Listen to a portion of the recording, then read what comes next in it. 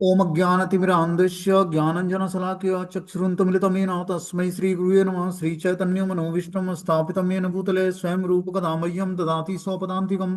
वन्देऽहं श्रीगुरु श्रीयुतपदकमलं श्रीगुरून् वैष्णवाचं श्रीरूपं साग्रजातं सगण रघुनाथान्वितं तं सजीवं साद्वैतं सावधूतं परिजनसहितं कृष्णचैतन्यदेवं श्रीराधाकृष्णपादान् सगण ललिता श्रीविशाखान्विताश्च नारायणं नमस्कृत्यं नरं चैव नरोत्तमं देवीं सरस्वतीं व्यासं ततो जयमुदीरये सुनतां स्वकथा कृष्ण पुण्यश्रवणकीर्तनं हृदयन्तस्तु भद्राणि विधनोति सुरसतां नष्टप्रायेषु भद्रेषु नित्यं भागवत सेव्या भगवती उत्तम श्लोके भक्तिर्भवति नष्ट की तदा रजस्तमो भावः काम लोभादय चेत एतेन निरावृतिं स्थित सत्य प्रसिद्धति एवं प्रसन्न मनसो भगवत भक्ति योगतः भगवत तत्व विज्ञान मुक्त संगस्य जायते विद्यन्ते हृदय ग्रंथि छिद्यन्ते सर्व संशयं क्षीयन्ते चास्य कर्माणि दृष्ट्वा एवात्मनीश्वरे धर्मा प्रोजितो कैटप्कुवन् अत्रो परमो निर्मत्सराणां सतां वेद्यं वास्त्रमत्र वस्तु सिद्धं तापत्रयोन्मूलनं श्रीमद्भागवतं प्रमाणामूलं प्रेमोपमार्थो महान् श्रीचैतन्य महाप्रभुमत्मिदम्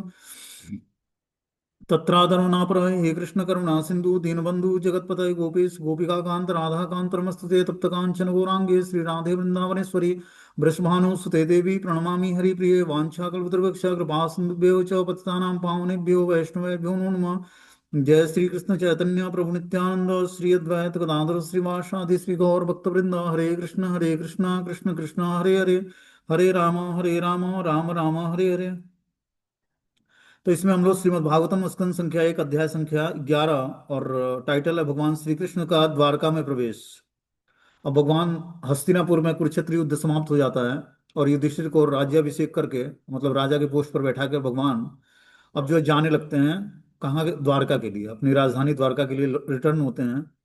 तो जब लौटने लगते हैं भगवान द्वारका के लिए तो जो सुभद्रा है अभिमन्यु की माता, ठीक है ना, और परीक्षित महाराज की क्या लगेगी, दादी लगेगी। तो सुभद्रा जो है भगवान से विनती करती है कि आप कुछ दिन और रुक जाइए और भगवान उसको सांत्वना प्रदान करने के लिए क्योंकि उसका जो पुत्र था अभिमन्यु वो मारा गया था युद्ध में, ठीक है ना, छल से सारे कौरवों ने अभिमन्यु को युद्ध में मार दिया था। तो इस प्रकार भगवान जो है कुछ दिन और हस्तिनापुर में रुक जाते हैं, किस लिए? युधिष्ठिर महाराज और भीष्मदेव पर कृपा करने के लिए और सुभद्रा महारानी को सांत्वना प्रदान करने के लिए। फिर उसके बाद अब द्वारका के लिए प्रस्थान करते हैं भगवान। तो नगरवासी सब बहुत ही उदास हो जाते हैं भगवान जब जाने लगते हैं हस्तिनापुर छोड़कर द्वारका के लिए। तो हस्तिनापुर के सारे जितने भी कौरव वंश और पांडव वंश के जो बचे हुए शेष लोग थे, गांधारी, धृतराष्ट्र और पांडव के पक्ष के सारे लोग, और भी जो पांडव के पक्ष में और भी जो राज्य के मंत्री थे और जो भी कार्यकर्ता थे सब जो है उदास हो जाते हैं क्योंकि भगवान थे जब तक तब तक बहुत ही अच्छा वातावरण था हस्तिनापुर का।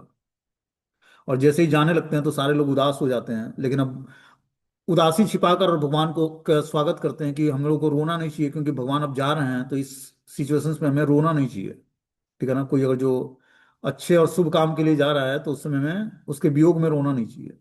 तो इसलिए उन्होंने क्या किया, सबने फूल बरसाया छतों पर चढ़कर, अपने अपने राजमहल पर चढ़कर, और सबने भगवान के ऊपर फूल बरसाया और फिर जो है भगवान द्वारका के लिए रथ पर बैठकर प्रस्थान करते हैं। बोलते हैं सूता उवाच आनृतान्य स उपव्रज्यम सवृद्ध्या उपपदा स्वकानम दद्मो दरवरम तेषाम विषादम समयन्विह।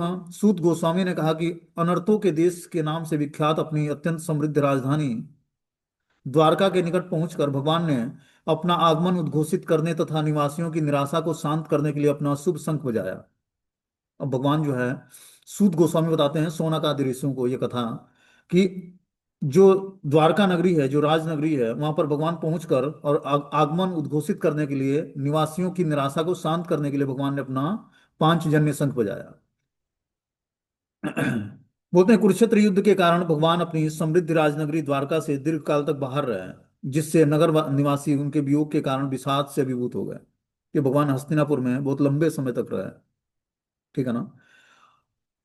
तो द्वारका नगरी के सारे जो निवासी थे भगवान के दीर्घकालीन वियोग के कारण बहुत ही दुखी थे, विषादग्रस्त थे वो। जब भगवान पृथ्वी पर अवतरित होते हैं तब उनके नित्य पार्षद भी उनके साथ आते हैं, जिस तरह राजा के साथ उसका पूरा दल चलता है। भगवान के ऐसे पार्षद नित्य मुक्त आत्माएं होती हैं, और वो अत्यधिक स्नेह के कारण क्षण क्षण भर में ही भगवान का विक्षोभ सहन नहीं कर पाते।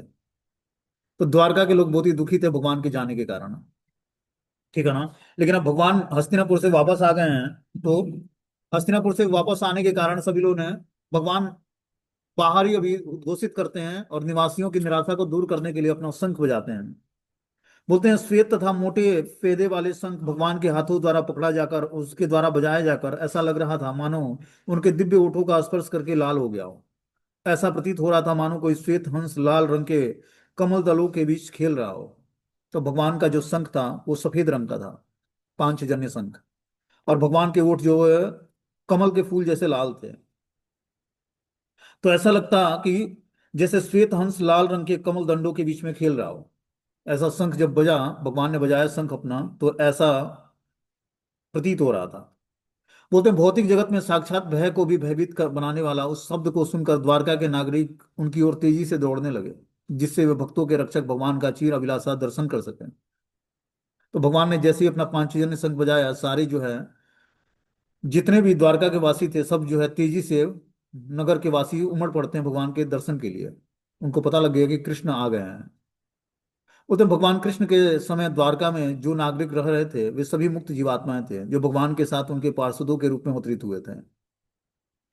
तो हम देखते हैं कि वृंदावन में भी भगवान अपने नित्य सिद्ध पार्षदों को, जो कि राम जन्म में जितने भी अनुचर थे भगवान के, राम जी के जितने भी भक्त लोग थे, ठीक है ना, दंडकारण्य के ऋषि महात्मा थे, फिर देव कन्याएं थी, वो सब जो है ब्रज के अंदर भगवान के जन्म दिवस से पहले ये सब प्रकट हो गए थे लोग, भगवान का स्वागत करने के लिए, भगवान की लीलाओं में पार्टिसिपेट करने के लिए, गोपियों के रूप में, ग्वाल बालों के रूप में, और भी गायों के रूप में। जैसे जिसके अंदर भावना थी भगवान के लिए, उसी भाव को पोषण करके उसने ब्रज के अंदर जन्म लिया, भगवान को आनंद प्रदान करने के लिए। और इसी तरह द्वारका की महिषियों 16,108 रानियां थी भगवान कृष्ण की, और सब जो है द्वारका के अन्य वासी भी जो थे सब मुक्त जीवात्मा थे, जो भगवान के साथ उनके पार्षदों के रूप में अवतरित हुए थे। वे सभी भगवान के दर्शन के लिए लालायित थे, यद्यपि आध्यात्मिक स्पर्श के कारण वे उनसे कभी विलग न थे। जिस प्रकार वृंदावन की गोपियां भगवान कृष्ण के गौचारण के समय उनके गांव से दूर जाने पर सदैव उनके विषय में सोचती रहती थी, उसी प्रकार द्वारका के नागरिक भी द्वारका से दूर कुरुक्षेत्र युद्ध में भाग लेने के लिए गए हुए कृष्ण के विचारों में तल्लीन रहते थे। जैसे भगवान वृंदावन छोड़ के गोपियों को और जो है मथुरा चले जाते हैं, तो गोपियां भगवान के भाव में हमेशा जो है डूबी रहती थी, और भगवान गौचारण लीला करने जाते थे, जैसे सुबह के टाइम कलेवा करके, मतलब भोजन करके, और भगवान जो है अपने ग्वाल बाल सखाओं के साथ गाय चराने चले जाते थे। तो उस समय भी जो है जो ब्रज की गोपियां थी वो दुखी हो जाती भगवान को न देखने के कारण, जब भगवान गोचारण करने चले जाते। फिर जब संध्या टाइम जो गोधूलि बेला होती है, उस समय जब भगवान आते हैं, तो सब जो है गोपियां क्या करती, अपने छतों पर चढ़कर और कृष्ण का दर्शन करती, और भगवान धूल धूसरित हुए रहते जब वो अपने ब्रज के अंदर गाय चरा कर आते वापस। तो इस प्रकार गोपियां दर्शन करके भगवान का बहुत ही प्रसन्न होती, ठीक है ना। नेत्रों के लिए उत्सव है कृष्ण का दर्शन करना। हम लोग भी जब श्रृंगार दर्शन करते हैं भगवान का सुबह सुबह, तो क्या है, नेत्रों के लिए उत्सव है वो, ठीक है ना। व्यक्ति के बस मात्र कृष्ण के दर्शन करने मात्र से सारे पाप व्यक्ति के नष्ट हो जाते हैं। नाम संकीर्तनम यस्य सर्व पाप प्रणाशनम प्रणामो दुख शमनम तम नमामि हरिवरम। कि नाम संकीर्तन करने से समस्त पाप नष्ट हो जाते हैं, और भगवान को प्रणाम करने से समस्त दुख शमित हो जाते हैं। व्यक्ति संसार में दुखी है, तो नित्य तीनों टाइम भगवान का को प्रणाम करने लगे, वो सुबह दोपहर शाम प्रणाम मंत्र उच्चारण करे और भगवान को दंडवत या पंचांग प्रणाम करे, तब उसके सारे दुख जो है शमित हो जाएंगे, और इस प्रकार उसको एक नया जीवन प्राप्त होगा, मंगलकारी जीवन। ये भक्ति का प्रोसेस अपने आप में बहुत ही संपूर्ण है। और जो कोई व्यक्ति नाम जप करता है, भागवत कथा सुनता है, भगवान को प्रणाम करता है, धीरे धीरे उसके सारे दुख शमित हो जाएंगे, सारी चिंताएं समाप्त हो जाएंगी, सारी अभिलाषाएं पूर्ण हो जाएंगी, जो इच्छा करेगा वो भगवान उसकी पूरा कर देंगे। लेकिन एग्जाम होता है इस रास्ते पर, बहुत कठिन रास्ता है ये। लगेगा कि सब कुछ निगेटिव हो गया अपने जीवन में, अब कुछ उम्मीद नहीं दिखेगी, लेकिन भगवान उसी में से एक ऐसा चांस निकाल देंगे कि फिर से हमें वो चीजें प्राप्त होंगी जिसकी हम कभी अभिलाषा भी नहीं की होंगे। समझ रहे बात को। तो भगवान कुछ भी कर सकते हैं, भगवान भक्तों का एग्जाम लेते हैं कि इस सिचुएशंस में भक्त हमें, और जब हमारे पास नेगेटिव सिचुएशंस आए, सिचुएशन बहुत ही विपरीत हो, तो उस समय हमें और दृढ़ता से भगवान के नाम का आश्रय लेना है। जब हम भगवान के नाम का आश्रय लेंगे, भगवान का चिंतन करेंगे, तो आप देखोगे कि कुछ ही दिनों में अपना जीवन पूरा जो है चेंज हो जाएगा, बदलाव आ जाएगा उसमें। ये भगवान का एग्जाम होता है कि भगवान विपरीत सिचुएशंस में अपने भक्तों को दृढ़ बनाते हैं, उसकी गलतियों को सुधारने का एक मौका देते हैं, कि ताकि वो आगे से गलती ना करे। समझ रहे बात को? जैसे होता है ना कि पिता, जो मान लो कि कोई मांगता है पिता से कि 5 रुपए दो, मैं सिगरेट पीने जाऊंगा। तो पिता क्या करेगा, पहले मारेगा उसको और 5 रुपए भी नहीं देगा, बोलेगा तुझे सिगरेट पीने के लिए किसने बोला। लेकिन वही व्यक्ति, वही लड़का जो है किसी दुकान पर 5 रुपए लेके जाता है और दुकानदार से मांगता है, 5 रुपए दो, मुझे सिगरेट दो, मैं 5 रुपए वापस 5 रुपए देता हूँ तुम्हें, सिगरेट की कीमत जो है। तो दुकानदार दे देगा, उसको तो बेचना है। तो हमारे जीवन में जाने अनजाने बहुत सारी गलतियां हम लोग करते हैं। तो भगवान सजा देकर हमें सुधारना चाहते हैं, एक चांस देते हैं। फिर हमारे प्रारब्ध कर्म भी होते हैं, उसको भी भगवान बहुत ही क्षण मात्र में भुगवा देते हैं। प्रारब्ध कर्म जो है वो नष्ट बहुत जल्दी हो जाता है, बस हम कृष्ण नाम का आश्रय लिए रहे। एक एक कृष्ण का नाम जो है समस्त मंगल प्रदान करने वाला है जीवात्मा को। बस आश्रय न छोड़े भगवान के नाम का, भगवान को प्रणाम करना ना छोड़े, भगवान को ग्लोरीफाई करना ना छोड़े, भगवान का प्रसाद खाना ना छोड़े। फिर देखो जीवन में कुछ ही दिनों में सब फिर से मंगलकारी जीवन शुरू हो जाएगा उसका। प्रारब्ध कर्म हमें कुछ दिनों के लिए इधर उधर डिस्टर्ब कर सकता है, लेकिन फिर से हम यथास्थान फिर से भक्तिमय जीवन में आ जाएंगे, और फिर और नया एक मंगलकारी जीवन शुरू होगा। समझ रहे बात को, जिसकी हम कभी आशा भी नहीं की होंगे कि हमारे जीवन में इतना बदलाव आएगा। नाम जो है सब कुछ प्रदान करने वाला है, भगवत नाम जो है, भगवान कृष्ण का एक एक नाम जो है समस्त मंगल का स्रोत है। इसलिए हमें क्या करना चाहिए, बहुत दृढ़ता पूर्वक जब विपरीत सिचुएशंस आए, जब लगे कि कोई आशा नहीं बचा है, तब और कृष्ण को गंभीरता से पुकारना, हृदय से पुकारना चाहिए। हे प्रभु हम पर कृपा करिए आप। और निश्चित रूप से भगवान कृपा करते हैं। बता रहे हैं कि जिस प्रकार वृंदावन की गोपियां भगवान कृष्ण के गोचारण के समय उनके गांवों से दूर जाने पर सदैव उनके विषय में सोचती रहती थी, उसी प्रकार द्वारका के नागरिक भी द्वारका से दूर कुरुक्षेत्र युद्ध में भाग लेने के लिए गए, वे कृष्ण के विचारों में तल्लीन रहते थे। द्वारका के नागरिक दिव्य नगरी से भगवान कृष्ण की अनुपस्थिति के कारण उसी प्रकार शोकाकुल थे, जिस प्रकार रात्रि में सूर्य की अनुपस्थिति के कारण हम सब उद्विग्न हो जा उठते हैं। भगवान कृष्ण द्वारा की गई ध्वनि प्रभात के समय सूर्योदय जैसी थी। तो सभी जो है, जिस तरह रात्रि हो जाती है और सूर्य अनुपस्थित होने के कारण हर व्यक्ति उद्विग्न हो जाता है, उसी प्रकार भगवान की अनुपस्थिति में सारा द्वारका नगरी जैसे सूर्यास्त की तरह हो गया था। जैसे सूर्यास्त होता है तो सभी व्यक्ति जो है, लाइट चला गया, सूर्यास्त होने से क्या होता है, व्यक्ति तमोगुण में धीरे धीरे चला जाता है, मतलब उसको अब निद्रा आने लगती है, चाहे वो सोना चाहता है, शरीर में आलस्य आ जाता है।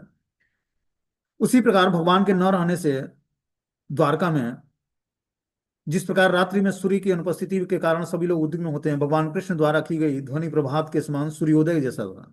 जब भगवान ने अपना शंख बजाया तो लगा जैसे सूर्योदय हो गया है, और सभी जो है द्वारकावासी प्रसन्न हो जाते हैं। अतः द्वारका के सारे वासी निद्रा जैसी अवस्था से जाग गए, क्योंकि कृष्ण रूपी सूर्य का उदय हो चुका था, और वे सब उनका दर्शन पाने के लिए फुर्ती से उनकी ओर आगे बढ़ गए। भगवत भक्त भगवान के सिवा अन्य किसी को अपना रक्षक नहीं मानता है। जो भगवान का भक्त होता है वो भगवान के सिवा अन्य किसी को रक्षक नहीं मानता, जानता है कि कृष्ण ही रक्षा करेंगे हमारी। और इस बात पर विश्वास तभी होगा जब हम श्रवणम और कीर्तनम दृढ़ता पूर्वक करेंगे, तो अवश्य रक्षिबे कृष्णा, इस बात पर पूर्ण विश्वास होगा। बिना हम भगवत नाम का आश्रय लिए हुए कोई भी जीवात्मा सुखी नहीं हो सकता है, उसके प्रारब्ध कर्म उसको भोगने पड़ेंगे। इसलिए हमें क्या करना चाहिए, आश्रय भगवान का लेना है। जैसे हम नाम का आश्रय लेंगे वैसे ही हमारा जीवन एक नए पाथ पर चलेगा, जिसके कभी हम कल्पना भी नहीं किए होंगे कि ऐसा हमारे जीवन में बदलाव आएगा, ऐसा बदलाव आने वाला है। एक समय ऐसा था, मैं दिल्ली में था, ठीक है ना, सिचुएशन ऐसा था कि लगता ही नहीं था ना कि अब मैं वहां पर रहूंगा। और मेरा रोज का नियम था कि मैं सुबह उठकर मंदिर जाना, वहां पर नाम जप करना, और भगवान का दर्शन किए बिना हमारा जीवन ही पूर्ण नहीं लगता था, उस दिन का दिन ही खराब लगता था मुझे। और ऐसा सिचुएशन हो गया कि ना जॉब थी ना परिवार था, कुछ नहीं। अब ऐसा लगा कि अब बिल्कुल जाना है। तो मैं रोने लगा उस समय कि भगवान ऐसा हो जाए, ऐसा ना कभी हो कि मैं आपका दर्शन करने, मतलब ऐसी आसक्ति थी मंदिर से कि मैं बिना दर्शन किए रह नहीं पाता था।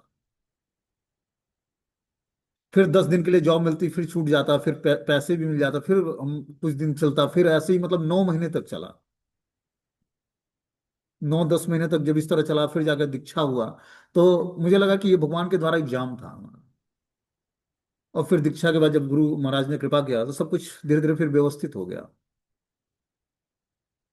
तो क्या है कि आश्रय जब हम भगवान का नाम का लेते हैं तो भगवान हमें शुद्ध करने के लिए बहुत सारी चीजें हमारे जीवन में उथल पुथल मचता है, और हमारे प्रारब्ध कर्मों को नष्ट करने के लिए। प्रारब्ध कर्म नष्ट होते ही कृष्ण स्वीकार कर लेते हैं। और इस प्रकार जीवन में व्यक्ति आगे बढ़ जाता है। आध्यात्मिक जीवन में उसको लगेगा कि अभी तो हमारे जीवन में निगेटिव सिचुएशंस है, कोई पूछने वाला नहीं है, कोई बात करने वाला नहीं है, कोई समझाने वाला नहीं है।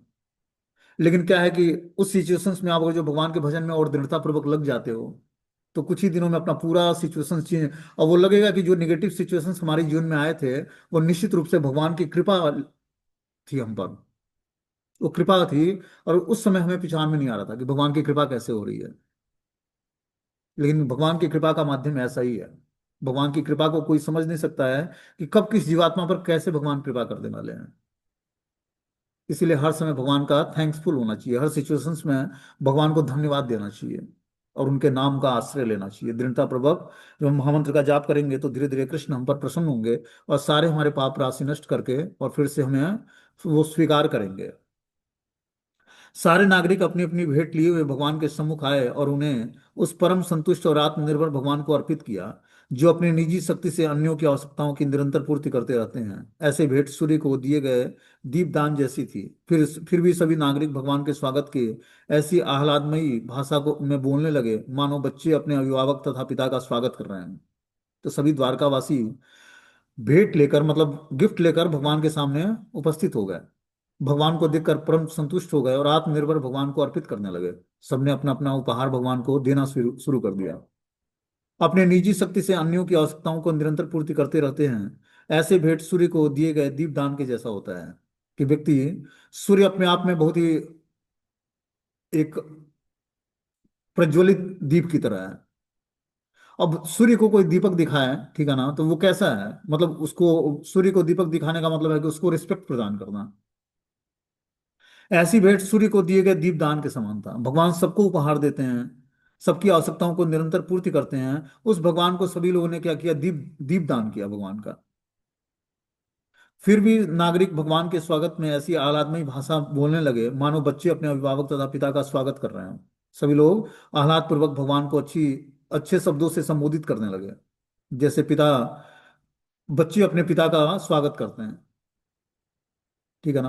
बता रहे हैं परम भगवान को यहाँ पर आत्माराम कहा गया है। वे आत्मनिर्भर हैं, और उन्हें अपने से आगे अन्यत्र सुख की खोज करने की आवश्यकता नहीं है। वे आत्मनिर्भर हैं क्योंकि उनका दिव्य अस्तित्व ही पूर्ण आनंदमय है। वे शाश्वत विद्यमान है, वे सर्वज्ञ हैं और सर्व आनंदमय हैं। भगवान को आनंद प्राप्त करने के लिए किसी की आवश्यकता नहीं है, क्योंकि वो स्वयं परम आनंद है। हम उनसे जुड़कर परम आनंद की प्राप्ति कर सकते हैं। ठीक है ना। हर व्यक्ति आनंद की खोज में है, उसको लगता है कि मुझे आनंद चाहिए, लेकिन अलग गलत जगहों पे आनंद खोजता है। किसी को लगता है कि पढ़ाई कर लो तो आनंद आ जाएगा, किसी को लगता है जॉब कर लूं तो आनंद आ जाएगा, जॉब मिल गई तो फिर लगता है विवाह कर लूं तो आनंद आ जाएगा, विवाह होने के बाद उसको गाड़ी बंगला फोन सब कुछ चाहिए, तो वो सोचता है कि इसमें आनंद आ जाएगा। लेकिन आनंद आता नहीं है, कुछ दिनों के लिए, 2-4 दिनों के लिए आनंद आता है, फिर वो पुराना हो जाता है। क्योंकि इस भौतिक संसार में कोई भी चीजें परमानेंट नहीं है, और आनंद भी परमानेंट नहीं है। जब तक हम परमानेंट व्यक्ति से नहीं जुड़ेंगे, भगवान ही परमानेंट है, तो जब जब तक हम परमानेंट व्यक्ति से नहीं जुड़ेंगे जो आनंद के स्रोत हैं, तब तक हमें आनंद नहीं आएगा। ठीक है ना। और उनसे जुड़ने के लिए हमें आश्रय लेना पड़ेगा। किसका आश्रय? नाम का आश्रय, गुरु का आश्रय, धाम का आश्रय। नाम रूप गुण लीला का आश्रय लेंगे। देखो, शुरुआत में राधा रानी या कृष्ण जल्दी कृपा नहीं करते हैं, मैं आपको क्लियर बताऊं। हमें क्या करना पड़ेगा, किसी प्रमाणिक गुरु का आश्रय लेकर और उनके हिसाब से भक्ति जब हम करेंगे, तब जाकर हम धीरे धीरे राधा कृष्ण को, यूं ही जीवात्मा को भगवान श्री राधा कृष्ण स्वीकार नहीं करते हैं। और इतना आसानी से नहीं होता, बहुत त्याग और तपस्या करनी पड़ती है। हम बद्ध जीवों के अंदर भोग की इच्छाएं हैं। ठीक है ना। अलग अलग जो है, भोजन अच्छा लगता है, ड्रेस अच्छा लगता है, अपने को सजाना धजाना अच्छा लगता है। और भौतिक चीजों का आकर्षण है, उस आकर्षण से हम राधा कृष्ण की दिव्य लीलाओं को समझ जाएं और सुन लें और उस स्वीकार कर लें, बहुत ही मुश्किल कार्य है। और भगवान हमें स्वीकार कर लें। कृष्ण तो इतना जल्दी स्वीकार, चलो राधा रानी कुछ कृपा करके स्वीकार कर भी ले, कृष्ण इतनी जल्दी स्वीकार नहीं करते। वो राधा रानी का अप्रोच लगाती हैं भगवान से, तब जाकर कृष्ण स्वीकार करते हैं, क्योंकि वो करुणामयी है। भगवान तो सिंपली बोल दिया है भगवत गीता में कि सर्वधर्मान परित्यज्य मामेकम शरणं व्रज अहम त्वं सर्व पापेभ्यो मोक्षयिष्यामि मा शुचः। कि समस्त धर्मों का परित्याग करके मेरी शरण में आओ, तब मैं तुम्हें स्वीकार करूंगी। कौन करता है समस्त धर्मों का परित्याग? कोई नहीं करता है। उसको करने के लिए बहुत त्याग और तपस्या चाहिए, हृदय बहुत ही स्ट्रांगली भक्ति चाहिए, तब व्यक्ति समस्त धर्मों का परित्याग कर पाएगा। माता पिता भाई बहन दोस्त मित्र, घर परिवार, समस्त पूजा पाठ की जितनी भी देवी देवताओं की स्तुति पाठ है, चाहे जो भी आसक्तियां हैं, सब कुछ त्याग करके भगवान कृष्ण का मात्र, भगवान ज्वेलर्स लवर है। उनको दूसरा कोई बर्दाश्त नहीं अपनी भक्ति में। ऐसा नहीं अब कृष्ण की भी भक्ति हो रही है और दूसरे की भी भक्ति हम शुरू कर दी। शिव जी और देवी देवता ने, माता दुर्गा और हनुमान जी और काली माता सबकी पूजा कर रहे हैं, तो कृष्ण प्रसन्न नहीं होंगे। कृष्ण को प्रसन्न करने के लिए मात्र कृष्ण की ही भक्ति करनी पड़ेगी, तब जाकर भगवान प्रसन्न होते हैं। बहुत ही मुश्किल कार्य है। और खासकर भारत देश में, जो हम जिस देश में हम लोग रहते हैं, लोगों की आसक्ति अलग अलग देवी देवताओं में, अलग अलग वस्तुओं में ऐसी होती है कि वो तुरंत भगवान की भक्ति को स्वीकार नहीं करते। बहुत लंबा टाइम लग जाता है व्यक्ति को कर्मकांड के नियमों से छूटने में, क्योंकि शुरू से रिचुअल्स ऐसे फॉलो करता है वेदों के ज्ञान के अनुसार। अलग अलग देवी देवताओं में ऐसा उलझा होता है कि कहीं चादर चढ़ाना है, कहीं जल चढ़ाना है, कहीं कुछ और, धतूरा फूल कपूर अगरबत्ती चढ़ानी है। अब वो उन सब चीजों रिचुअल्स को छोड़कर व्यक्ति अब सोचे कि हरे कृष्ण महामंत्र का जप कर लो जी, तो वो पूछेगा इससे क्या होता है। वो पूजा पाठ का मतलब लोगों को लगता है कि अगर जो बहुत बड़े लेवल पर पूजा करनी है तो यज्ञ करना होता है, हवन डालना होता है यज्ञ में, स्वाहा स्वाहा करते हैं। उसको लोग व्यक्ति बहुत ही उत्साहित होकर उसको स्वीकार करता है। अब किसी को बोला है कि बैठ कर तू हरे कृष्ण महामंत्र का जप कर, तो उसको लगेगा कि जप से क्या होगा, लेकिन उसको पता नहीं कि संकीर्तन से क्या होता है। नाम संकीर्तनम यस्य सर्व पाप प्रणाशनम, समस्त पाप नष्ट हो जाते हैं। अब कलयुग में मात्र नाम ही एक ऐसा सहारा है जिससे हम इस भवसागर को पार कर पाएंगे, अपने समस्त पाप कर्मों से छूट जाएंगे, समस्त दुखों से छूट जाएंगे। नाम के जितना ही हम तीव्रता से भगवान के नाम का स्मरण करेंगे, फिर धीरे धीरे जब हमारा शुद्धिकरण होगा तो हमें भक्तों का दर्शन होने लगेगा, दिव्य स्थिति प्राप्त हो जाएगी। इसके लिए हमें करोड़ों की संख्या में नाम जप करना पड़ेगा। तो भगवान के नित्य सिद्ध पार्षद जो भगवान के वैष्णव भक्त हैं, उनका दर्शन होना, उनसे संभाषण होना, उनसे बातचीत होना, उनके अनुसार हम अपना जीवन ढालना शुरू कर देंगे। और भगवत गीता भागवतम के अनुसार जब हम जीवन जिएंगे, तभी जाकर हमारा जीवन जो है एक सुटेबल पाथ पर चलेगा। हम अपने कर्मों के प्रभाव के हिसाब से अपने जीवन हम सुख में नहीं कर सकते हैं कभी भी, क्योंकि हमारे प्रारब्ध ऐसे हैं कि जहां पर हम जन्म लेते हैं या फिर जहां पर रहना सहना होता है, वो वहीं पर हमें अच्छा लगने लगता है। लेकिन ये क्या है, पूर्व जन्म के संस्कार के कारण हमें ऐसा घर परिवार मिल जाता है। लेकिन कृष्ण भक्ति भक्तों का संग मिलना, ये भाग्य के अनुसार नहीं होता है, ये स्वीकृति के अनुसार होती है। स्वीकृति और विश्वास के अनुसार। जब हमारी स्वीकृति ऐसी होगी, जब हम भगवान की तदीय वस्तु की सेवा करेंगे। तदीय वस्तु क्या होता है? तुलसी, गाय, ब्राह्मण, वैष्णव, गंगा, यमुना, भगवान के शिव विग्रहों की सेवा। तब जाकर हमें हमारे अंदर स्वीकृति जागृत होगी और हमें भक्तों का संग मिलेगा, भगवान के दर्शन मिलेंगे, भगवान का धाम मिलेगा। यह स्वीकृति के कारण होता है। या तो कोई ऐसा वैष्णव हो जो हम पर कृपा कर दे, उसकी कृपा से हमें धाम की प्राप्ति होती है, भगवान के भक्तों का दर्शन हो पाता है, भगवान के शिव विग्रहों का की सेवा का मौका मिलता है, या भगवान की तदीय वस्तु की सेवा का। ये बस वैष्णव कृपा ही एक माध्यम है, ये जन्म पत्री में नहीं लिखा होता है किसी के, कि आप आगे चल के भगवत नाम का जप करोगे या भगवान के धाम में निवास करोगे। ये सब चीजें जन्म पत्री के अनुसार नहीं होता। ये कृपा, ये रास्ता ही कृपा सिद्ध प्रोसेस है। जब तक कोई वैष्णव गुरु ब्राह्मण कृपा नहीं करेगा, तब तक जीवात्मा का कल्याण और मंगल नहीं होना। बिना महत्पाद पाद रजो अभिषेकम, बिना महात्माओं के चरण की धूलि को धारण किए हुए जीवात्मा का कल्याण भूल जाओ। अपने प्रयास से राधा रानी और कृष्ण कृपा नहीं करते, बहुत मुश्किल कार्य है। जो राधा रानी और कृष्ण को हृदय में धारण करता है वो हमें कृष्ण दे सकता है। वो हमें राधा रानी के चरण कमलों का आश्रय दिला सकता है। जो स्वयं धारण किया है वो दिला सकता है, दूसरा कोई नहीं दिला सकता। बहुत भक्ति बहुत ही मुश्किल कार्य है, बहुत रेयर व्यक्ति को प्राप्त होती है। यूं ही दीक्षा लेने के बाद भी 10 साल 12 साल 15 साल व्यक्ति नाम जप करता है, उसके बाद भी शुद्धिकरण नहीं होता है। बहुत मुश्किल कार्य है ये। इसीलिए तीव्रता से भगवान के भजन में जुड़ना पड़ेगा, नियमों का दृढ़ता से पालन करना पड़ेगा। भाग्य के अनुसार हमें जॉब बिजनेस व्यापार विवाह शादी पढ़ाई लिखाई सब ये सब पहले से निर्धारित है। कृष्ण भक्ति आपके भाग्य में निर्धारित नहीं है। ये तो गुरु आश्रय से होता है। जितना ही मात्रा में हम गुरु का आश्रय लेंगे, शास्त्रों का आश्रय लेंगे, धाम का आश्रय लेंगे, नाम का आश्रय लेंगे, भगवान के नाम रूप गुण लीलाओं का आश्रय लेंगे, उतना ही हमारे हृदय में भक्ति प्रकट होगी। श्रद्धा शब्दे विश्वास के लिए सुदृढ़ निश्चय, कृष्ण भक्ति के लिए सर्वकर्म कृत है। ये स्थिति प्राप्त होगी क्या? श्रद्धा शब्दे विश्वास के लिए सुदृढ़ निश्चय, कि श्रद्धा पहले जागृत होगी किसी भक्त के प्रति। श्रद्धा से हमारे अंदर विश्वास उत्पन्न होगा, तब हम सुदृढ़ निश्चय के साथ भगवान की भक्ति में जुड़ पाएंगे। समझ रहे बात को? और तब जाकर सुदृढ़ निश्चय, कृष्ण भक्ति के लिए सर्व कर्म की, कृष्ण भक्ति करके हमारे सारे कर्म कृत्य संपन्न हो जाएंगे, सारे उत्तरदायित्व संपूर्ण हो जाए, माता पिता भाई बहन सबके प्रति कर्तव्य हमारा पूर्ण माना जाएगा, जब हम पूर्ण रूपेण कृष्ण का आश्रय ले लेंगे, और सभी संतुष्ट हो जाएंगे। प्रैक्टिकली अपने जीवन का एग्जांपल बताऊं, कोई हमें स्वीकार नहीं करता था जब मैं भक्ति करता था। अब पारिवारिक जीवन से जब मैं डिटेच हुआ, तो उस समय तो वो लोगों ने ऐसे देखा जैसे लगता था कि मैं पारिवारिक जीवन में दुश्मन हूं सबका। लेकिन आज वही माता पिता वही सारे भाई बहन सब ने बहुत ही प्रेम पूर्वक जो है हमारी बातों को मानते भी हैं और स्वीकार भी करते हैं। जब तक कृष्ण हमें स्वीकार नहीं करेंगे तब तक संसार में कोई भी किसी को स्वीकार नहीं करेगा। समझ रहे बात को? एक बार कृष्ण स्वीकार कर लेंगे तो पूरा संसार आपको स्वीकार करेगा, क्योंकि हृदय में बैठे परमात्मा सबको इंडिकेट करते हैं। और आपका व्यवहार ऐसे हो जाएगा कि सभी ने स्वीकार करना है फिर। हाँ, गुणों के प्रभाव से व्यक्ति डिस्टेंस मेंटेन कर सकता है, कि जो भगवान का भक्त है वो सात्विक गुणों को धारण करेगा, और जो अभी भक्ति में नहीं जुड़ा वो तामसिक वृत्ति धारण करता है।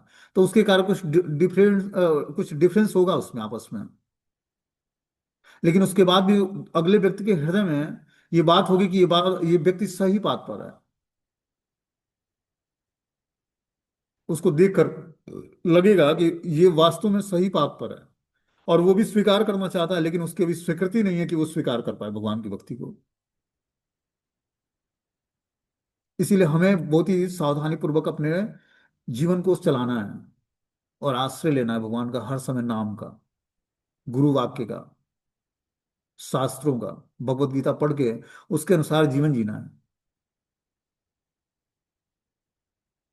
आज मैं अपने पुराने जीवन में होता तो इस समय 10:30 11 बजे रात तक ट्रैफिक में बाइक चलाता या कार चला के जो है घर जाता, और हो सकता है कि लाख रुपए सैलरी हो, लेकिन उससे होता क्या? आज एक चवन्नी का इनकम नहीं है, लेकिन क्या है? प्रसन्न आत्मा है। ले और कमी भी नहीं है किसी चीज की। आवश्यकता क्या है मनुष्य जीवन में? 2 रोटी और 2 कपड़े के, ठीक है ना, यही ना, और छोटा सा छत होना चाहिए सर छिपाने के लिए। उससे कहीं ज्यादा भगवान ने दिया। क्या आश्रय लिया भगवान का, गुरु का। तो कृष्ण सब कुछ प्रदान करते हैं, बस इस बात पर विश्वास हो जाए। पहले हमें श्रद्धा जगानी पड़ेगी, किसके प्रति? साधुओं के प्रति, भगवान के भक्तों के प्रति, गुरु के प्रति, शास्त्रों के प्रति। तब हमारे अंदर विश्वास उत्पन्न होगा कि कृष्ण भक्ति के लिए सर्व कर्म कृत है, कि कृष्ण भक्ति करके हम अपने जीवन को सार्थक बना लेंगे। सारे कर्म हमारे संपन्न हो जाएंगे, किसी के हम ऋणी नहीं रहेंगे। मनुष्य जीवन धारण करते ही हम 3 लोगों के ऋणी हो जाते हैं: देव ऋण, ऋषि ऋण और पितृ ऋण। देवताओं के ऋण हैं, जिससे हम मुफ्त में जो है सूर्य की रोशनी ले रहे हैं, हवा ले रहे हैं, जल ले रहे हैं, सब कुछ मुफ्त में मिल रहा है। इनके ऋणी हैं हम। ऋषियों के ऋणी हैं। ऋषियों की तपस्याओं से, नाम जप से, साधना से, भजन से क्या होता है? पूरे संसार में सुख और शांति छाई रहती है। तो उनके ऋणी हम लोग। पितरों के ऋणी हैं, जिसके कारण हमें ये शरीर मिला है। तो इन देव ऋण, ऋषि ऋण और पितृ ऋण से मुक्त कैसे होंगे? जब कृष्ण का आश्रय लेंगे। कृष्ण का आश्रय कैसे लेंगे? जब हरि भजन करेंगे। तो दृढ़ता पूर्वक हमें हरि भजन में जुड़ना पड़ेगा।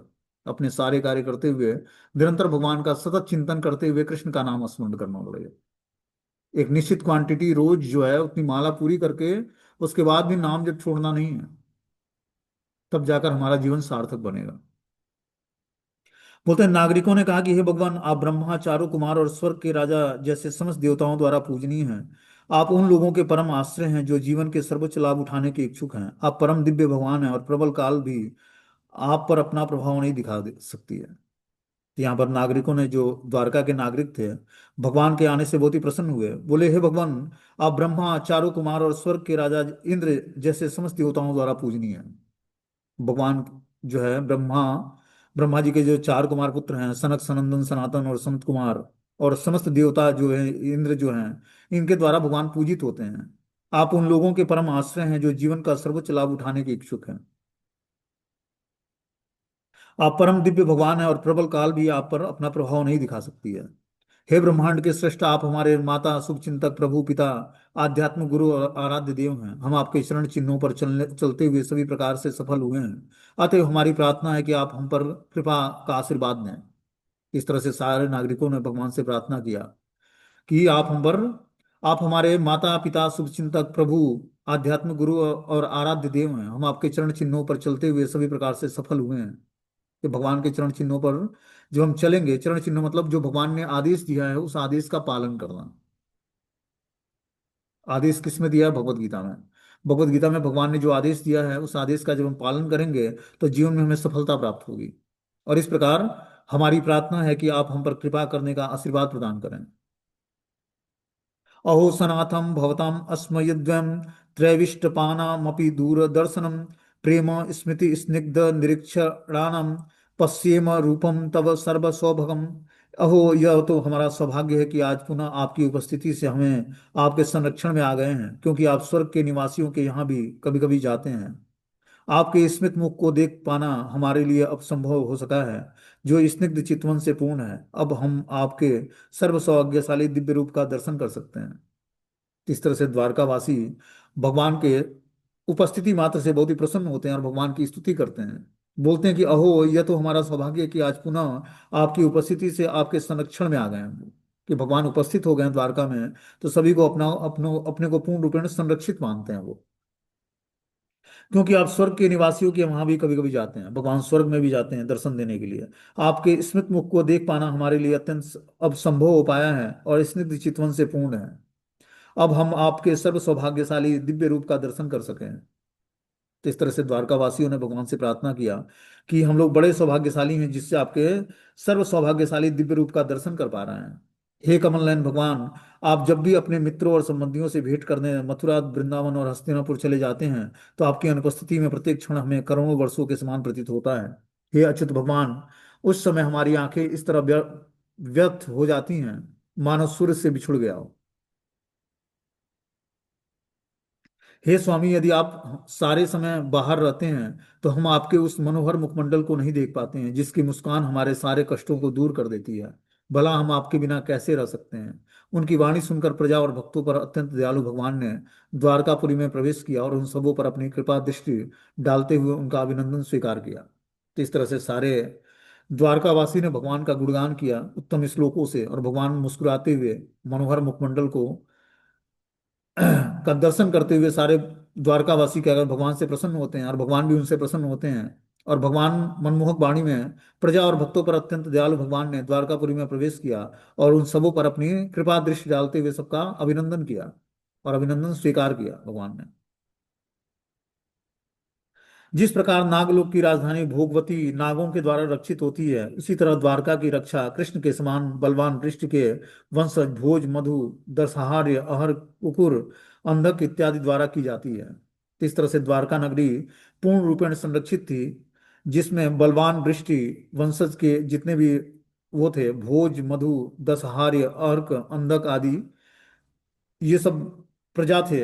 इन सबों ने द्वारका नगरी को रक्षा प्रदान किया। जिस प्रकार नागलोक की राजधानी भोगवती नागों के द्वारा संरक्षित संरक्षित होती है।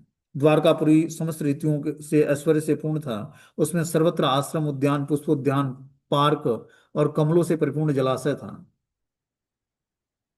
भगवान के स्वागतार्थ नगर का द्वार, घरों के द्वार, दरवाजे और सड़कों के किनारे झंडियों से सजे बंदरबार बहुत ही सुंदर ढंग से केलों के वृक्षों तथा आम की पत्तियों जैसे मांगलिक प्रतीकों से सजाए गए थे। झंडियां, फूल मालाएं और चित्रित संकेत लिखे हुए सुवाक्य धूप को अवरुद्ध कर रहे थे। पथ मार्गों, बाजारों और चौकों को भली भांति झाड़ बुहार कर उन पर सुगंधित जल छिड़का गया था और भगवान का स्वागत करने के लिए सर्वत्र फल फूल और अक्षत अंकुर बिखेरे हुए थे। इस प्रकार द्वारका नगरी भगवान के आने मात्र से सजा हुआ था कि कृष्ण आ रहे हैं, तो सभी ने द्वारका को सजाया। द्वारी द्वारी गृहाणम च दक्ष छत फले क्षुभि अलंकृत्या पूर्ण कुंभे बलि भी धूप दीप के। प्रत्येक घर के द्वार पर दही, अक्षत, फल, गन्ना और पूरे भरे हुए जल पात्रों के साथ ही पूजन की सामग्री, धूप और बत्तियां सजा दी गई थी। यह सुनकर कि परम प्रिय कृष्ण द्वारका धाम पहुंच रहे हैं, महामना वसुदेव, अक्रूर, उग्रसेन, बलराम, प्रद्युम्न, चारुद्वेष्ट और जामवंती पुत्र सांब सभी इतने प्रसन्न हुए कि उन्होंने लेटना बैठना और भोजन करना छोड़ दिया। भगवान की चाहत में और दर्शन करने के कारण जो भी उनके बड़े बूढ़े लोग थे, परिवार के सदस्य, जैसे वसुदेव, अक्रूर जी, उग्रसेन, बलराम, प्रद्युम्न, चारुदेष्ण और जामवंती के पुत्र शाम, ये इतने प्रसन्न हुए कि उन्होंने लेटना बैठना और भोजन करना छोड़ दिया कि अब जो है कृष्ण के दर्शन होंगे।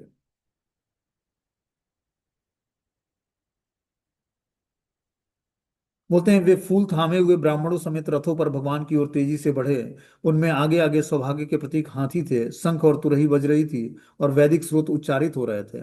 इस प्रकार उन्होंने स्नेह सिक्त अभिवादन किया।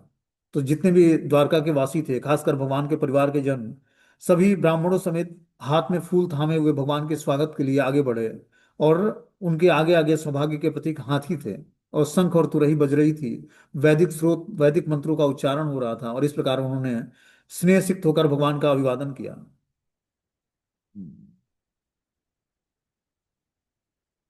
उसी समय सैकड़ों विख्यात वेश्याएं विविध सवारियों पर आरूढ़ होकर बढ़ चली। वे सभी भगवान के से मिलने के लिए अत्यंत उत्सुक थीं और उनके सुंदर मुखमंडल चमचमाते कुंडलों से सुशोभित थे, जिनके कारण उनके ललाट की शोभा बढ़ रही थी। तो नगर की जो वेश्याएं थी, स्त्रियां होती हैं जो वेश्याएं कहलाती हैं, मतलब उनका चरित्र कुछ ठीक नहीं होता, उनको वैश्य बोला जाता है। तो नगर में उनकी भी आवश्यकता होती है, तो आरूढ़ होकर वो भी क्या करती हैं, सवारियों पर आरूढ़ होकर भगवान के दर्शन के लिए जाती हैं। वे सभी भगवान से मिलने के लिए अत्यंत उत्सुक थीं और उनके सुंदर मुखमंडल चमचमाते कुंडलों से सुशोभित थे, जिनके कारण उनके ललाट की शोभा बढ़ रही थी। तो सभी ने जाकर भगवान की जितनी भी वेश्याएं थी नगर में, द्वारका नगरी में, सभी ने भगवान आगे बढ़कर भगवान का स्वागत किया और उनका दर्शन किया। कुशल नाटककार, कलाकार, नर्तक, गायक और पौराणिक वंशावली विशारद तथा विद्वान वक्ता सबों ने भगवान के अलौकिक कार्यकलापों से प्रेरित होकर अपने अपने योगदान दिए और इस प्रकार वे आगे बढ़ते गए। इस प्रकार भगवान के स्वागत करने के लिए जो नगर के नाट्यकार थे, नाटक करने वाले, कलाकार, नर्तक जो नाचने वाले थे, गायक, पौराणिक वंशावली विशारद जो वंशावलियों का क्या करते हैं, गुणगान करते हैं, और विद्वान जो वक्ता होते हैं, वाचक होते हैं, सबों ने भगवान के अलौकिक कार्यकलापों से प्रेरित होकर अपना अपना योगदान दिया, मतलब अपने सामर्थ्य के अनुसार भगवान का गुणगान किया और इस प्रकार आगे बढ़ते गए। भगवान श्री कृष्ण उनके निकट गए और उन्होंने अपने समस्त मित्रों, संबंधियों, नागरिकों और उन समस्त लोगों को उन्हें लेने देने तथा स्वागत करने के लिए आए थे, यथा योग्य सम्मान और आदर प्रदान किया। इस तरह भगवान से मिलने इतने सारे जो भी लोग आए नगर के वासी, सबका भगवान ने यथा योग्य सम्मान प्रदान किया उनको। ठीक है। अब आगे क्या किया भगवान ने, इसको हम लोग अगले क्लास में सुनेंगे। मीटिंग क्लोज हो जाएगा।